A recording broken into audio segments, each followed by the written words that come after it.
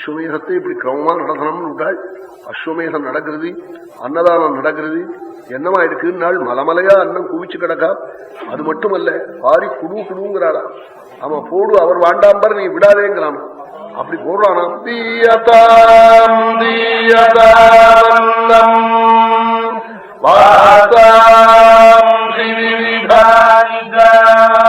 வஸ்திரங்களையும் அன்னங்களையும் பட்சங்களையும் வருமனை போட்டுக்கொண்டே இருக்காளா. இப்படி நடக்கிறது. அஸ்வமேகம் நடந்து தட்சிண கொடுக்கிற சமயம் வந்தது. 4 திக்கையும் 4 ஹோதா அத்வரியு உத்காத்தா பிரம்மா 4 பேர்களுக்கும் கொடுத்தாள். அவ அந்த பூமி எல்லாம் கொடுத்து பொருளா வாங்கிட்டாள். 4 திக்கில் இருக்கிற பூமியே தானம் பண்ணிவிட்டாளா ராஜா. இப்படி கொடுக்க மனசு வருமா? அப்படி வாரி கொடுத்தாள். பிறகு இன்னும் பாக்கி ரிஷிகளுக்கு தட்சிணை கொடுத்தாள். இன்னும் எத்தனையோ பேர்கள் வந்தா அவளுக்கெல்லாம் கொடுத்தாள். எல்லாம் கொடுத்து கையில இருந்த தங்க கிண்ணியை முதற்கொண்டு கொடுத்துட்டாள். கொடுத்து அப்பாடான்னு ராஜா வந்து உட்கார்றாள். நமஸ்காரம் பண்ணி அந்த சமயத்துல ஒரு பிராமணன் ஓடி வந்து இந்த யாகத்துல எனக்கு போறனா கூட வரலேன்னாரா. அப்படி வரவங்கிட்ட தான் கோபம் வரும். கடைசியிலே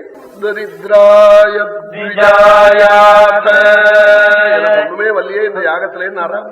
அப்படி சொல்லுவாள். பெரிய கல்யாணங்கள்ல கார்த்திகள்ல எனக்கு ஒண்ணுமே வரலன்னு ஒரு வைதிகர் வந்து சொல்லுவார். அவர்கிட்ட கோபம் வரும்.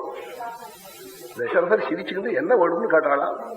நீங்க கையில போட்டுருக்கே ஒரு ஹஸ்தாபரணம் கடகம், அந்த நவரத்ன கஜிதமான ஆபரணத்தை கொடுக்கணும்னாலாம் கயற்றி கொடுத்தாளா ராஜா. கொடுப்பனா அவன் இப்ப கேட்கிறவன் இருப்பான், கொடுக்கிறவன் கிடையாது.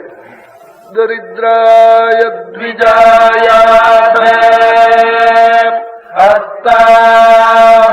ஹஸ்தாபரணமுத்தமம் கஸ்மை சித்யாஜமானாய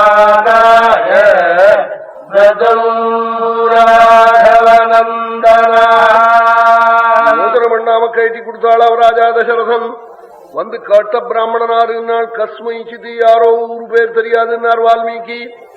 இவருக்கா ஊர் பேர் தெரியாது. கிஷ்கிந்தா காண்டத்துல ஒரு குரங்குக்கு அப்பா தாத்தா சம்சாரத்தின் பேரு புள்ள பேரெல்லாம் சொல்ல போறேன்.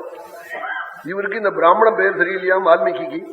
என்ன அர்த்தம்? ஊர் பேர் இல்லாதவன் தரித்திர நாராயணன் சர்வேஸ்வரன் ரங்கநாதனே இப்படி ஒரு பிராமண வேஷம் பூண்டு பரீட்சை பண்ணினாலாம். அதுக்காகத்தான் சுவாமி யாரோ வாங்கிட்டு போட்டாள்னு ராஜன் நினைக்காதே. அந்த கடகத்தை வாங்கிட்டு போனவன் நான் தான் காட்டுறதுக்காக கடகலக்னத்துல ராமாவதாரம். சுவாமி இப்ப கடகலக்னத்துல அவதாரம் பண்ண போறான். அந்த கடகம்ங்கிற ஹஸ்தாபரணத்தை வாங்கிட்டு போன மூர்த்தி தான் வந்திருக்கேன்னு காட்டுறதுக்காக